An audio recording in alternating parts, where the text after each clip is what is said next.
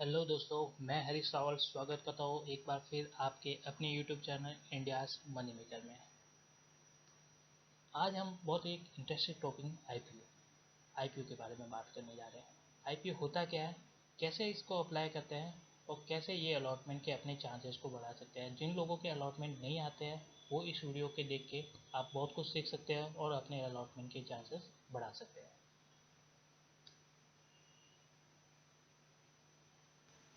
दोस्तों, आज हम बात करेंगे आईपीओ होता क्या है, आईपीओ का काम कैसे करता है, आईपीओ क्यों लाते हैं लोग, ये सब जानेंगे।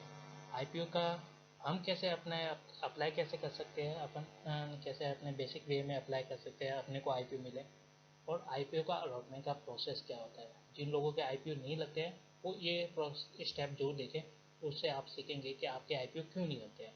और जिन लोगों के आईपीओ नहीं लगे वो देखें कि क्यों नहीं लगे और कैसे इससे हम ज़्यादा अपने ये लास्ट पॉइंट को देख के कि कैसे अपने अलॉटमेंट के चांसेस ज़्यादा कर सकते हैं, मतलब आपको आईपीओ लगने के चांसेस ज़्यादा हो, वो भी हम बताएंगे कैसे आप ट्रिक यूज़ कर सकते हैं।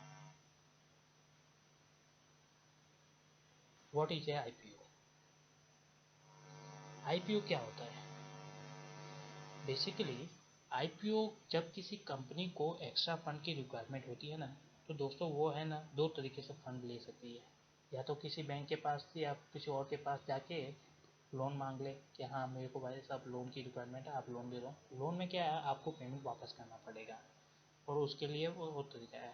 या फिर किसी दूसरे आप इन्वेस्टर के पास जाते हैं और बोलते हैं ऐसा मेरी कंपनी में थोड़ा इन्वेस्ट कर दो, हम भी ये प्रोडक्ट लाने वाले हैं। हम जैसे कि अभी आगे हम एग्जांपल के थ्रू समझेंगे एक कंपनी का कि किसी फंड का अगर किसी पार्टनर किसी और के पार्टनर जोड़ने की प्रोसेस को ये हम आईपीओ कहते हैं। मतलब वो क्या करती है आईपीओ कंपनी, रिटेल क्लाइंटों को, इंस्टीट्यूशनल को, एचएनआई क्लाइंटों को ऑफर देती है कि हमारी कंपनी में इन्वेस्ट करो। जो ये प्रोसेस होता है वही आईपीओ कहलाता है। ठीक है दोस्तों,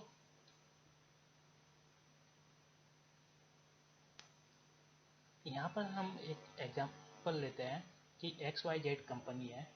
वो एक टू व्हीलर मैन्युफैक्चरिंग कंपनी है। उसको एक्स्ट्रा फंड की रिक्वायरमेंट है अपने नए प्रोडक्ट लाइन के लिए। प्रोडक्ट लाइन क्या है, वो अब कार बनाना चाहती है। टू व्हीलर में बहुत टाइम से है, अच्छे नाम है, लेकिन अब फोर व्हीलर में जाके कार मैन्युफैक्चर करके कार बेचना चाहती हैं। तो उसके लिए उसको क्या है, एक्स्ट्रा फंड की रिक्वायरमेंट है। मान लीजिए कंपनी की वैल्यूएशन 1000 करोड़ की है। अब उसको एक्स्ट्रा फंड की रिक्वायरमेंट जरूरत पड़ रही है 200 नया प्लांट डालने के लिए। तो वो क्या करेगा, 200 करोड़ का आईपीओ अलॉटमेंट लाएगा। मतलब वो अपनी 200 करोड़ की हिस्सेदारी आईपीओ के through retail investor, HNI investor और अदर इन्वेस्टर से लेगा, पैसा लाएगा। तो ये जो प्रोसेस के लिए उसको क्या करना पड़ेगा, सबसे पहले उसके जो शेयर की वैल्यूशन निकालनी पड़ेगी उस कंपनी की, और फिर ये इसको डिवाइड करनी पड़ेगी। तो वो वैल्यूशन मान लीजिए आ जाती है 1000 रुपये। और 1000 रुपये अगर वैल्यूशन आ जाती है तो जो आईपीओ में उसको 200 करोड़ का अमाउंट का रिक्वायरमेंट है, उसके लिए 20 लाख शेयर बेचने पड़ेंगे। तो 20 लाख शेयर का वो अपने लॉट साइज में डिवाइड करें। अब आप पूछेंगे लॉट साइज क्यों होता है। एक्चुअल में दोस्तों सेबी का रूल्स है कि एप्लीकेशन है ना, ये आईपीओ के जो शेयर होते हैं ना वो नंबर में नहीं बेच सकते, आपको एक लॉट साइज अमाउंट करना डिसाइड करना पड़ता है। वो बेसिकली 10,000 से अभी के हाल के दिनों में 15,000 के बीच में रहता है। तो वो 10 से 15,000 के बीच में आप नंबर ऑफ शेयर डालते हैं और प्राइस से मल्टीप्लाई। इस कंडीशन में अपन ने 15,000 का मैक्सिमम अमाउंट लिया है। 15 शेयर डिवाइड बाय पर शेयर 1000 रुपये, तो 15,000 की अमाउंट होता है। तो ये सब डिसाइड करना कंपलसरी होता है। उसके बाद में आईपीओ के लिए अपनी कंपनी फॉलो करती है। वही मैंने कहा ना कि आईपीओ ये सब चीज़ें डिसाइड होने के बाद में, पेपर वर्क डिसाइड होने के बाद में, कंपनी और जो कंपनी के इन्वेस्टर बैंकर होंगे ना वो मिलके सेबी को एक एप्लीकेशन देंगे कि हमको आईपीओ और पैसा और लिस्टिंग करवानी है। लिस्टिंग मतलब ये फिर बाद में कंपनी के शेयर जो ये 20 करोड़ के हैं, 200 करोड़ के हैं, वो आप शेयर मार्केट में एनएससी और बीएससी एक्सचेंज से आराम से खरीद भी सकते हो। और आपको अलॉटमेंट मिलेगा, उसको हर अलॉटमेंट का प्रोसेस पूरे होने के बाद में लिस्टिंग के दिन बेच भी सकते हो, उसके बाद में भी कभी भी बेच सकते हो।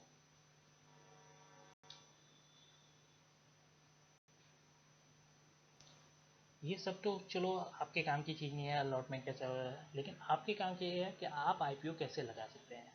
आईपीओ हम तीन तरीके से बेसिकली लगा सकते हैं। आप नेट बैंकिंग का सहारा ले सकते हो, यूपीआईडी, फ़ोन पे, भीम पे की, अगर गूगल पे UPID यूज़ करते हो तो वो उसके थ्रू भी कर सकते हो। और फिजिकल फॉर्म है तो फिजिकल फॉर्म भी आप NSE BSE की साइट पे जाके आप आराम से फिलअप करके बैंक ब्रांच में जाके दे सकते हो। इसका हम फिजिकल फॉर्म का डिस्क्रिप्शन में लिंक डाल देंगे तो आप वहाँ से डाउनलोड भी कर सकते हो। ठीक, ये सब होने से पहले आपको एप्लीकेशन के लगाने से पहले आपको एक डीमेट अकाउंट की जरूरत होगी। डीमेट अकाउंट बेसिकली एक ऐसा अकाउंट होता है जहाँ पर आपके शेयर और म्यूचुअल फंड और बॉन्ड्स के होल्डिंग होते हैं, वो आपको वहाँ दिखेंगे। जैसे अपने कैश का होता है ना, कैश बैंक में अपन कैश जाके सबमिट करते हैं और वो आपको नेट में कैश आपके अकाउंट में दिखता है, स्टेटमेंट लाता हो। तो वैसे ही आपका जो शेयर होंगे उसका भी आपको वहाँ जाकर वहीं पर सबमिट होते हैं, वहीं से आपको खरीदे और बेचे जाते हैं। तो वहाँ पर आप कभी भी आप स्टेटमेंट लेकर आप देख सकते हो कि आपके होल्डिंग में क्या पड़ा है। तो एक ऐसा एक अकाउंट है जहाँ पर शेयर और बॉन्ड्स और म्यूचुअल फंड की होल्डिंग आप देख सकते हो, रख सकते हो, खरीद बेच सकते हो। अब आप पूछोगे कि नेट बैंकिंग से अपन IPO कैसे लगाएं। नेट बैंकिंग जितनी भी बैंकिंग है वो उसके अगर नेट बैंकिंग अगर आप यूज़ करते हो तो आपको वहाँ पर एक नेट बैंकिंग में ई सर्विसेज और IPO को कॉलम मिल ही जाएगा।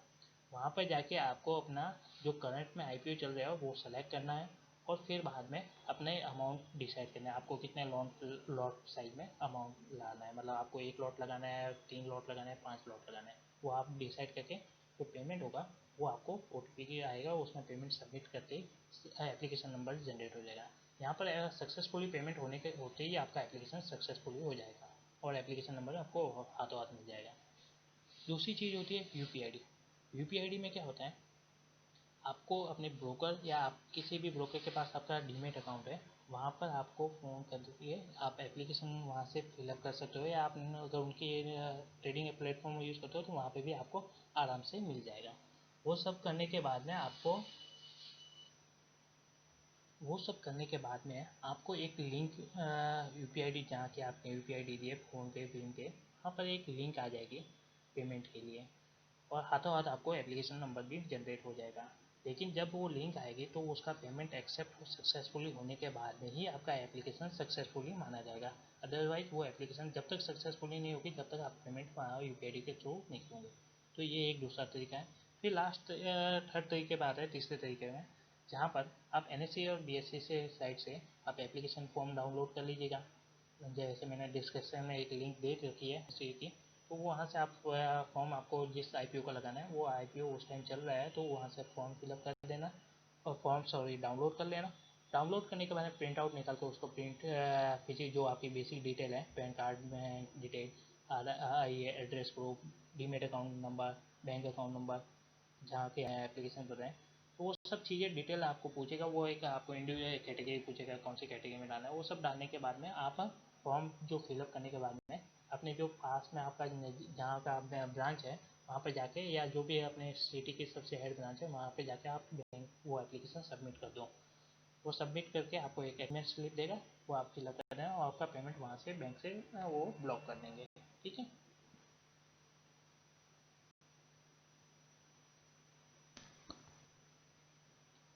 देखो सर, दोस्तों, IPO का अलॉटमेंट होता है ना, वो कैटेगरी वाइज होता है। मतलब आप HNA क्लाइंट हो, आप इंस्टीट्यूशनल म्यूचुअल फंड होल्डिंग हुआ या कोई भी अलग फॉरेन इन्वेस्टर हो, या फिर या तीसरा कैटेगरी होता है रिटेल का। मतलब एक तो इंस्टीट्यूशनल हो गया, दूसरा रिटेल हो गया, तीसरा होता है HNA क्लाइंट। तो इन तीनों क्लाइंट के अलग अलग अलॉटमेंट प्रोसेस होता है। लेकिन हम अपने वीडियो को थोड़ा शॉर्ट करने के लिए लोग मोस्टली जिनका मोस्टली एच इंस्टीट्यूशनल का ज़्यादा कोई लोड नहीं होता, इसलिए हम केवल रिटेल क्लाइंट का ही डिस्कस करेंगे। रिटेल क्लाइंट के लिए 35% कम यहाँ पर कंपनी ये अलॉटमेंट मिनिमम रख करके रखा हुआ है। अगर कोई भी इन्वेस्टर 35% अगर इन्वेस्ट मिनिमम उसको IPO का अलॉटमेंट रिटेल क्लाइंट को देना पड़ेगा। फिर दूसरे जो HN है वो उसमें कोटे में अलग चेंजेस कर सकते हैं या वह बढ़ा भी सकता है, 51% भी कर सकता है। कुछ कंपनी 51% रिटेल को देती है, बाकी दूसरों को देती है। तो अलग अलग होते हैं, कंपनी डिसाइड करती है। तो 35% 35% कंपनी को मिनिमम ये अपना रिजर्व रखना पड़ता है रिटेल के लिए। अब अलॉटमेंट क्या होता है, अंडर सब्सक्राइब भी हो सकता है और ओवर सब्सक्राइब भी होता है। अंडर सब्सक्राइब और ओवर सब्सक्राइब क्या होता है दोस्तों, जब कोई अगर आपने पिछले एग्जांपल की बात करें तो 20 लाख कोई शेयर है, 20 लाख की एप्लीकेशन, शेयरों की एप्लीकेशन उसने डाली हुई है, कंपनी को 20 लाख शेयर बेचने हैं। तो उसके लिए अगर 19 लाख की अगर एप्लीकेशन ही आती है, अगर कम आती है, तो वो क्या है दोस्तों, अंडर सब्सक्राइब आईपीओ कहलाएगा। उस कंडीशन में आपका अलॉटमेंट पक्का है, मतलब आपने जितने लॉट लगाए, 1 लॉट लगाए तो भी आएगा, 10 लॉट लगाए तो भी 10 से 10 लॉट आपके आ जाएंगे अंडर, क्योंकि एप्लीकेशन ही कम आई है। और दूसरा होता है ओवर सब्सक्राइब। ओवर सब्सक्राइब में क्या होता है, अगर आपने कंपनी ने 20 लाख शेयर की एप्लीकेशन है और वहाँ 20 लाख से ऊपर आ जाती है, 21 लाख आ जाती है, एक 10 लाख 1 करोड़ एप्लीकेशन आ जाती है, तो वो ज़्यादा एप्लीकेशन आएगी ना, तो वो आईपीओ ओवर सब्सक्राइब हो जाएगा। लेकिन अपने अलॉटमेंट के चांसेस के हिसाब से हम इसको दो भागों में डिवाइड करते हैं। ये क्या होता है, एक तो ओवर सब्सक्रिप्शन भी हो जाता है और लार्ज सब्सक्रिप्शन होता है। ये अपन इसलिए डिवाइड करते हैं कि आपको समझ में आए कि आपका अलॉटमेंट आता है क्यों नहीं है, क्योंकि most of the IPO over subscribe ही होते हैं, और उसमें आपका अलॉटमेंट क्यों नहीं आता, और आता है तो वो नीचे क्यों खुलता है, ये वो उसके चांसेस क्यों होते हैं वो बताएंगे।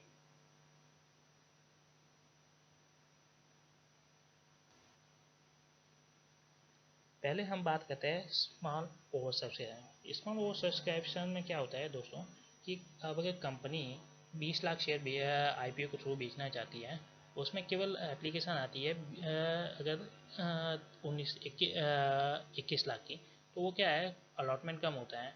तो ये उस कंडीशन में आपके चार्जेस क्या होते हैं, उसमें क्या होता है, आपको एक एग्जांपल के थ्रू, मैं सिंपल से एग्जांपल के थ्रू बताता हूँ, छोटा एग्जांपल लेता हूँ, कंफ्यूज ना हो इसलिए। 10,000 लॉट का एक कंपनी अलॉटमेंट देना चाहती है।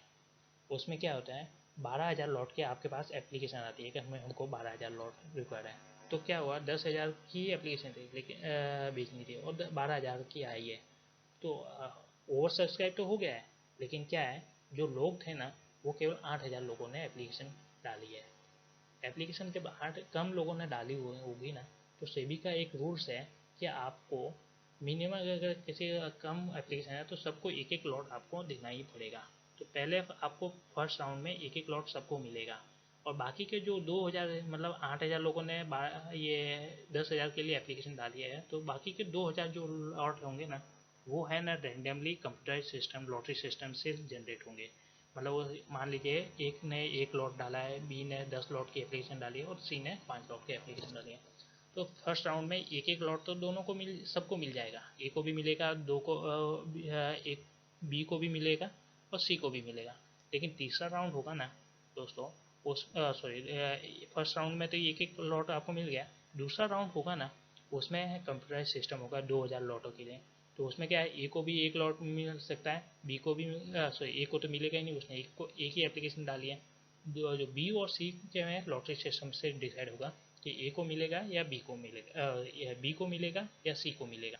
तो ये बी और सी को अलॉटमेंट का प्रोसेस होगा ना, ये 2,000 ऊपर के लॉट के, क्योंकि तो इसने 10 लॉट डाले हैं, इसने 5 लॉट डाले हैं, तो इसमें किसी को 2 भी मिल सकते हैं, किसी को 1 भी मिल सकता है, वो वाली चीज़ है। तो ये कंप्यूटर सिस्टम से जनरेट होगा बी और सी का जो एक्स्ट्रा लॉट है इसका डिसीजन। ये तो होता है उस सब्सक्रिप्शन में। अब हम आगे बात करेंगे लार्ज सब्सक्रिप्शन में।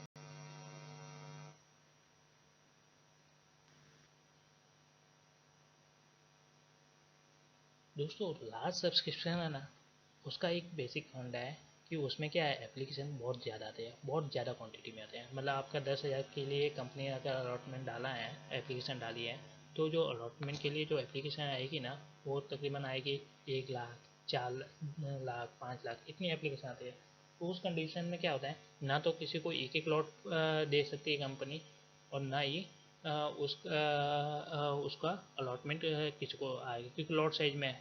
तो वो क्या करेंगे, एक सेबी का ये इस कंडीशन रूल से ये है कि कंप्यूटर जो मॉनिटरिंग सिस्टम लकी ड्रॉ के थ्रू आपका अलॉटमेंट होगा। आपका एप्लीकेशन नंबर या आपका जो ये पैन कार्ड नंबर के थ्रू कंप्यूटराइज लॉटरी सिस्टम निकाली जाएगी, जिसमें आपके आईपीओ आने के चांसेस आपकी किस्मत पे डिपेंड करेंगे, क्योंकि ये पूरे से कंप्यूटराइज सिस्टम होता है। इसमें पार्शलिटी नहीं होती, क्योंकि ये सभी मोनिटराइज कंप्यूटराइज सिस्टम होता है। तो आपको ऐसा नहीं लगेगा कि मेरे साथ तो आया पार्शलिटी होगी, ऐसा कुछ नहीं होगा। आपका अलॉटमेंट पूरी तरह से आपकी लक पे डिपेंड करेगा। तो आपका लक चलता है तो इस कंडीशन में आपका IPO आएगा, अगर आपका IPO नहीं भी लग सकता दोस्तों। और ऐसे ही IPO होते हैं ना, वही सबसे ज़्यादा आपको पैसा बना के देते हैं, क्योंकि इसमें जो एप्लीकेशन होते हैं डिमांड बहुत ज़्यादा होती है उस शेयरों की, क्योंकि वो शेयर क्वालिटी वाले शेयर होते हैं और पैसा बनाने वाले शेयर होते हैं, तो उनका अलॉटमेंट होते ही वो लिस्टिंग के दिन बहुत ज़्यादा आपको पैसा बना के देते हैं, मतलब दुगना आराम से दुगना के तक की रेटें आपको आराम से दिखा देती है, और कुछ शेयर तो इससे भी ज़्यादा पैसा बना के देते हैं। तो IPO के जो सबसे लार्ज सब्सक्रिप्शन वाले शेयर होते हैं ना, उसमें सबसे ज़्यादा लोग एप्लीकेशन डालते हैं और उसमें आने के चांसेस सब पूरा कंप्यूटर सिस्टम में होता है। तो आपकी पूरी किस्मत पे ही डिपेंड करता है आपका अगर IPO लगेगा कि नहीं। लेकिन दोस्तों, मैंने आपको बताया था कि आप कुछ ऐसी चीज़ें आप ध्यान में रख सकते हैं ताकि आपको IPO लार्ज सब्सक्रिप्शन में भी IPO के अलॉटमेंट के चांसेस ज़्यादा हो। तो दोस्तों, कौन कौन सी वो चीज़ें हैं आप जिससे ध्यान रख के आपके अलॉटमेंट के चांसेस बढ़ा सकते हैं, अगर वो आप फॉलो अप करते हैं तो आपके अलॉटमेंट के चांसेस सबसे ज़्यादा रहेंगे। बेसिक चीज़ है, पहली चीज़ ये है कि आप जो अपनी एप्लीकेशन में डिटेल भरते हैं वो हमेशा करेक्ट होनी चाहिए और बहुत ध्यान से भरेंगे। उसमें अगर कुछ एक मिस्टेक होगी तो आपका स्टेप आपको लॉटरी सिस्टम में पहले ही एप्लीकेशन रिजेक्ट मार के बाहर निकाल देंगे, अगर वो आपके नहीं है तो कुछ भी। दूसरी चीज़ होगी, always Beed on cut off price. आपकी बिडिंग है ना, हमेशा कट ऑफ पे रखिएगा या हायर प्राइस पे रखिएगा। मेरा मानना है कि कट ऑफ पे रखेंगे तो आप किसी भी अगर अलॉटमेंट का एप्लीकेशन के लिए वैलिड में आएगा, किसी रेट अगर नीचे में भी आपको मिलेगा तो नीचे की रेट में भी मिल जाएगा, मोस्टली नीचे में नहीं मिलते, तो लार्ज सब्सक्रिप्शन है वो आपको ऊपर की रेट में ही मिलेंगे। लेकिन always Beed on cut off price, उसमें क्या है आपका अमाउंट, आपको एप्लीकेशन पे कोई प्राइस गैपिंग नहीं होगी, क्योंकि क्या है IPO के एप्लीकेशन होता है वो रेंज में मिलती है, 100 से 95, 100 से 105 के रुपए के बीच में ऐसे कुछ मिलता है। तो 100 से 105 की रेट में आपको आप लगाओगे 103, 102, और हमेशा लार्ज सब्सक्रिप्शन वाले शेयर 105 ऊपर की साइड में ही खुलते हैं, तो वो आपको 100 या तो 105 पे लगाओ हाईएस्ट रेट पे, या आगे टिक कट ऑफ का भी ऑप्शन होता है, कट ऑफ पे टिक कर लो हमेशा। Always make first priority to net banking for applying IPO, then UPI and then physical form। तो सबसे पहले आपको प्रायोरिटी आपका IPO एप्लीकेशन करते हो ना, नेट बैंकिंग है तो नेट बैंकिंग हमेशा यूज़ करो, वही सबसे बेस्ट तरीका होता है, क्योंकि उसमें मिस्टेक होने के चांसेस ना के बराबर होते हैं। आपका पेमेंट भी हाथों हाथ कट हो जाता है, आपको एप्लीकेशन नंबर भी मिल जाता है। अगर वो नहीं है तो फिर UPI ID थ्रू कर देते हो, उसमें भी आपका पेमेंट आपको मिस्टेक कम होता है, क्योंकि ब्रोकर के पास आपकी बेसिक डिटेल वो आप नंबर से कंप्यूटर सिस्टम से ट्रैक करता है और डाल देता है, तो उसमें भी आपके चार्जेस कम होंगे। अगर वो भी नहीं है तो फिर आप फिजिकल फॉर्म फिलअप डाउनलोड करके फिलअप करके बैंक में दे सकते हो। ठीक है।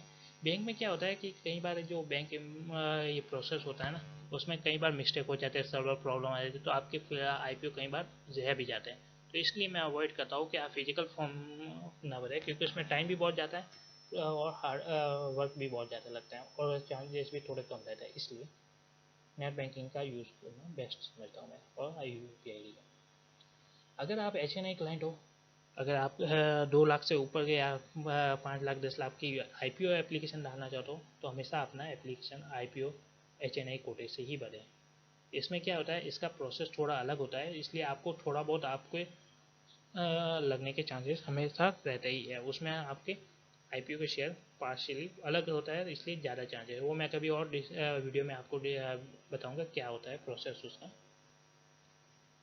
अगर आप रिटेल इन्वेस्टर हो तो क्या कर सकते हैं, आप ऐसा कर सकते हैं कि आपके फैमिली में अगर फादर मदर भाई बहन ये होते हैं ना, तो उनके एक डीमेट एक एक सिंगल जो फ्री वाले अकाउंट होते हैं ना, डीमेट अकाउंट, वो आप ओपन करके रख दो। उससे क्या है, वो आप हमेशा IPO के काम में ले सकते हो। उसमें आप अलग अलग नंबरों से एप्लीकेशन डालोगे ना, अलग अलग पैन कार्ड है या अलग अलग एप्लीकेशन से फैमिली मेम्बर से, तो जो कंप्यूटराइज लकी ड्रॉ होगा ना, उसमें आपके अलॉटमेंट के चांसेस ज़्यादा होंगे। अगर आपके पास 5 अकाउंट है आपकी फैमिली में, तो अगर वो सब्सक्रिप्शन 5 टाइम हुआ है, तो उस कंडीशन में आपका अलॉटमेंट 5 में से एक के आने के चांसेस रहेंगे। तो वो क्योंकि वो पैसा बहुत ज़्यादा और सब्सक्रिप्शन वाले शेयर भी अच्छे खासे बढ़ते हैं, तो उस हिसाब से आपको अलॉटमेंट के चांसेस ज़्यादा हैं। हो सकता है पाँचों आ जाए, लेकिन एक तो आए, एक के आने के चांसेस तो बहुत रहेंगे ना, इसलिए तो फैमिली मेम्बर के अकाउंट का आप यूज़ कर सकते हैं इसके लिए। ये सब चीज़ें आप ध्यान रखते हो तो आपके आने के चांसेस ज़्यादा है। अगर इसके बावजूद भी आपके IPO नहीं आता है तो दोस्तों एक विनती है, हर शनिवार को जाइए हनुमान मंदिर में, वहाँ जाके हनुमान चालीसा का पाठ करना चालू कर ही दीजिए, क्योंकि अगर ये सब करने के बाद भी नहीं आता है तो आपका लक खराब है, और लक हमेशा हनुमान जी ही आपका बदल सकते हैं। दोस्तों अगर वीडियो पसंद आई हो तो लाइक और सब्सक्राइब करना ना भूलें।